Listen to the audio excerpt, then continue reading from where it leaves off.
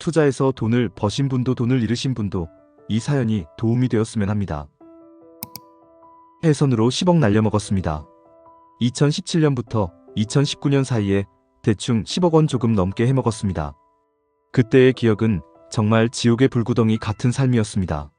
성공의 달콤함을 맛보았지만 그 뒤에 찾아온 고통은 상상 이상이었습니다. 지금도 10억을 잃은 사람, 6억을 잃은 사람의 고통이 너무나 진하게 느껴집니다. 그들의 눈물과 절망이 제 가슴을 아프게 하죠. 처음 10억 원을 벌었을 때 저는 세상의 정점에 서 있다고 생각했습니다. 친구들과의 술자리에서 이제 나도 성공한 사람이다 라고 자랑하며 웃고 떠들었습니다. 하지만 그 성공은 일시적이었습니다. 10억 원을 해먹고 남은 1억 5천으로 일본에 사업하러 갔습니다. 새로운 시작이 될 것이라고 믿었죠. 하지만 1년 반 만에 사업이 망하고 그것마저 다 날렸습니다. 그 순간 저는 다시 바닥으로 떨어졌습니다. 전기세를 한 달 안 냈더니 바로 전기가 끊기더군요. 공장에서 핸드폰을 충전시키고 집에서는 핸드폰 불빛으로 살아야 했습니다. 그때 일본 집 마당에 있는 나무를 보며 목을 매야겠다는 극단적인 생각이 스쳐 지나갔습니다. 매일매일이 지옥 같았고 삶의 의욕이 사라졌습니다. 그때 생각한 건 이렇게 살 바엔 차라리 끝내는 게 낫지 않을까? 라는 것이었습니다. 하지만 그 절망 속에서도 아내의 얼굴이 떠올랐습니다.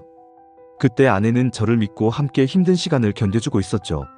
39개월 된 아이와 9개월 된 아기가 있었습니다. 그들의 순수한 눈빛을 보며 저는 다시 일어설 힘을 얻었습니다. 이 아이들을 위해서라도 포기할 수는 없어 라는 다짐이 저를 다시 일으켰습니다. 그렇게 다시 시작한 시간이 흘렀고 아이들과의 삶은 저에게 새로운 의미를 주었습니다. 힘든 과거를 잊으려 애쓰면서도 그 경험이 저를 단단하게 만들었음을 깨달았습니다. 요즘은 작은 것들에도 감사하며 살아가고 있습니다. 아이들이 웃을 때 그들의 미래를 위해 최선을 다해야겠다는 생각이 절실해집니다. 그런데 최근에 극적인 사건이 하나 있었습니다. 아이들과 함께 놀이터에 갔을 때 한 아이가 저에게 다가와 아저씨, 왜 이렇게 슬퍼 보여요? 라고 물었습니다. 순간 눈물이 핑 돌았습니다.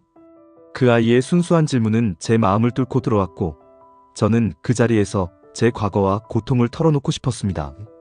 나는 한때 많은 돈을 잃고 힘든 시간을 보냈어. 하지만 지금은 너와 같은 아이들을 위해서라도 다시 일어나고 싶어. 라고 말했습니다. 그 순간 저는 그 아이가 제 인생의 작은 희망이 될 수 있다는 것을 깨달았습니다. 삶은 힘들지만 그 속에서 작은 기쁨을 찾는 것이 중요하다는 사실을 다시 한번 느꼈습니다. 이제는 아이들과 함께하는 순간을 더 소중히 여기고 그들에게 더 나은 미래를 만들어주기 위해 노력하고 있습니다. 인생은 어찌되었든 흘러가고 살아가고 있습니다. 과거의 고통이 저를 더욱 강하게 만들었고 이제는 그 고통을 통해 배운 교훈으로 더 나은 삶을 살고자 합니다. 앞으로도 힘들겠지만 다시 일어설 수 있는 기회를 만들어가고 싶습니다. 그리고 이러한 이야기를 통해 누군가에게 작은 희망이 되고 싶습니다. 삶은 언제나 예측할 수 없지만 그 속에서 우리는 계속 나아가야 합니다. 해선으로 돈 날린 23살의 교훈과 성찰. 23살입니다. 여기 계신 형님들에게는 귀여운 아이로 보일지도 모르지만 지난 한 달간의 저의 마음의 변동을 기록하고 싶습니다. 해선과 코인, 단타는 제게 도박처럼 느껴졌습니다. 10년, 20년 뒤까지 가지고 싶었던 장기가치 투자에 대한 가치관이 있었지만 몇 달 동안 하루도 빠짐없이 200에서 300 이상의 수익을 내던 한 분의 리딩방에서 해선이 욕심만 안 부리면 안정적인 투자 수단이구나라는 확신을 얻었습니다. 그래서 키움이나 미래에셋 같은 큰 거래소 대신 민간 거래소를 이용하게 되었습니다. 결론부터 말하자면 군대에서 모은 월급과 기타 자금을 합쳐 약 2천만 원의 자본을 가지고 있었고 그중 1,500만 원을 잃었습니다. 군에서 벌은 돈을 어디에 쓸지 몰라 계속 안 쓰고 6개월 동안 두고 있었던 제가 이곳에서 확신을 얻어 투자에 뛰어들게 되었죠. 6월 22일 처음 100만 원으로 시작했습니다.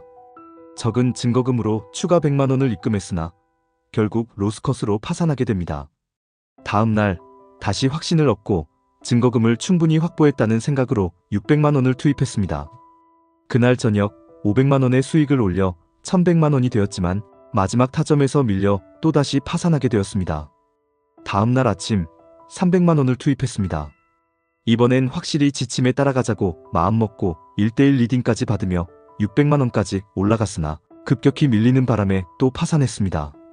그 새벽 운동장으로 나가 하늘을 바라보며 다음 길을 고민했습니다.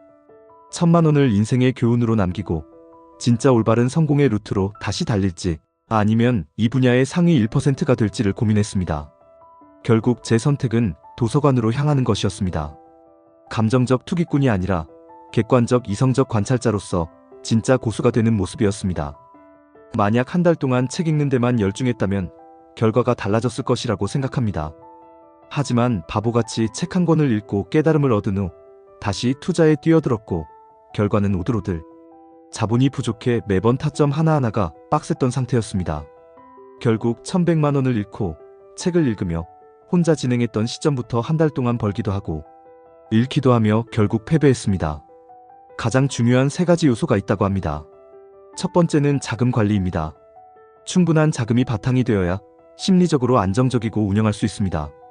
장기 투자의 거장들은 자금의 5%가 가장 올바른 비율이라고 말합니다. 경마장에 가는 것보다 낫다는 표현도 하죠. 도박을 할 바엔 그냥 그걸 해라 정도의 느낌입니다. 두 번째와 세 번째는 잘 기억나지 않지만 아마도 심리와 감정, 손절 같은 것들이었을 겁니다. 결국 저는 졌다라는 감각을 받습니다. 심리와 감정 때문에 무리하게 들어갔거나 손절을 못한 것 또한 결국은 진 겁니다. 시장을 이기는 것은 불가능하고 이곳은 시장에서 터져나가는 사람들을 멀리서 보며 흐름을 타는 이성적 관찰자들의 자금 수학소라고 생각하게 되었습니다. 가장 큰 교훈은 우물을 벗어난 곳에 또 다른 우물이 있다는 것이었습니다. 그곳이 세상이라고 생각했기에 성급했습니다. 남은 자본을 영끌해서 4,500만 원으로 인생을 건 마지막 맞다이를 걸 수도 있지만 이러한 교훈을 얻은 지금 제가 할 수 있는 것은 원래 가던 길로 나아가며 동시에 책을 계속 읽고 배우는 것입니다. 나중에 그 자본의 5%가 증거금이 될 수 있을 정도의 그릇이 되었을 때 용돈 벌이 정도로 하는 것이 최선이라고 판단했습니다. 현재 400만 원은 주식에 투자되어 있고 남은 100만 원은 건들지 말자고 약속했습니다. 지금까지가 저의 끝인 것 같습니다. 그 100만 원으로 들어가봤자 결과는 같을 것 같고 지금도 마음이 후회라는 것에 사로잡혀 혼란스럽습니다. 그 1000만 원으로 차라리 삼성전자를 계속 레버리지 스윙만 쳤어도 좋았을 텐데라는 후회가 가득합니다. 결국 이뤄낸 자의 과정은 이유가 되고 이뤄내지 못한 자의 과정은 원인이 됩니다. 앞으로도 끊임없이 우물을 탈출하는 개구리가 되겠습니다. 어느 순간 더 이상 나갈 곳이 없어질 때까지 다들 성투보다도 성공한 인생이 되시길 바라며 1,500만 원으로 수업료 치르고 종강합니다. 감사합니다. 퇴학한 해선 트레이더의 고백. 안녕하세요. 나스닥 선물 트레이더입니다. 오늘 저는 모든 돈을 잃고 퇴학하게 되었습니다. 제 이야기를 들어주셨으면 합니다. 저는 열심히 알바하면서 모은 4천만 원으로 전업 투자를 시작했습니다. 해외 선물 옵션을 시작한 것은 2022년 2월, 전업 투자를 시작한 것은 올해 1월이었습니다. 다른 종목도 가끔 매매했지만 95% 이상은 나스닥 선물에 집중했습니다. 하지만 전업 시작 후 매매가 꼬이기 시작했습니다. 올해 초 나스닥이 고점에 도달했다고 믿고 숏을 많이 쳤습니다. 그러나 나스닥은 계속 오르기만 했습니다. 악재가 터지기를 바라며 빅쇼트가 오기를 기도했지만 기대와는 반대로 상승만 계속되었습니다. 숏 손절하고 롱을 치면 이번엔 나스닥이 내려가고 이러니 속이 터질 지경이었습니다. 결국 계좌는 녹아내려 지난주까지 2천만 원밖에 남지 않았습니다. 전업 시작 전보다 2천만 원이 줄어들었고 대출도 받았기에 손실은 총 3천만 원에 달했습니다. 그런데 저는 승부수를 던지기로 결심했습니다. 받을 수 있는 모든 대출을 끌어모아 도박을 하기로 했습니다. 지난주에 카드론과 현금 서비스를 통해 1,600만 원을 대출받았습니다. 대출과 팔아야 했던 노트북, 시계 등을 팔아 마련한 돈을 선물 옵션 계좌에 넣으니 총합 4,200만 원이 되더군요. 그리고 어젯밤 10시 30분 S&P 제로데이 옵션 풋옵션을 매수했습니다. S&P가 소폭 하락하는 것부터 대폭락까지 분산해서 풋옵션을 샀습니다. 제 분석에 따르면 오늘 S&P와 나스닥이 떡락할 확률이 높았기 때문입니다. 진짜 블랙먼데이가 온다면 풋옵션으로 하루아침에 수십억 원을 벌 수 있을 것이라 생각했습니다. 하지만 제 기도를 무시하고 S&P 지수는 계속 올랐습니다. 저는 물타기를 했고 1시간 만에 4천만 원 이상 풋옵션 매수한 포지션이 되었습니다.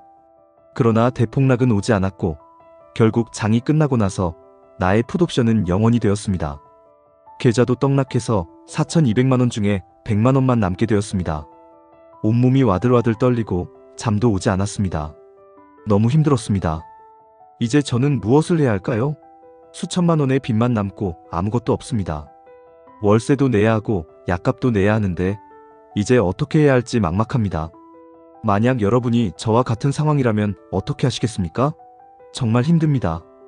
이리저리 생각해 본 결과 저는 도박 중독에 걸린 것 같습니다. 무리한 레버리지 선물 옵션을 하면서 도박처럼 행동했고 결국 도박 중독에 빠졌던 것입니다. 나는 맹세합니다. 이제부터 선물 옵션은 평생 중단하겠습니다. 그리고 커뮤니티에 트레이딩 글을 쓰는 것도 오늘이 마지막입니다. 인터넷 커뮤니티에 트레이딩 관련 글을 쓰면 자꾸 생각나고 하고 싶어지기 때문입니다. 저는 마지막으로 오늘까지만 푸념 글을 쓰고 앞으로 영원히 떠날 것입니다. 모두 안녕. 영상을 보시고 구독, 좋아요 눌러주시면 제게 큰 힘이 됩니다.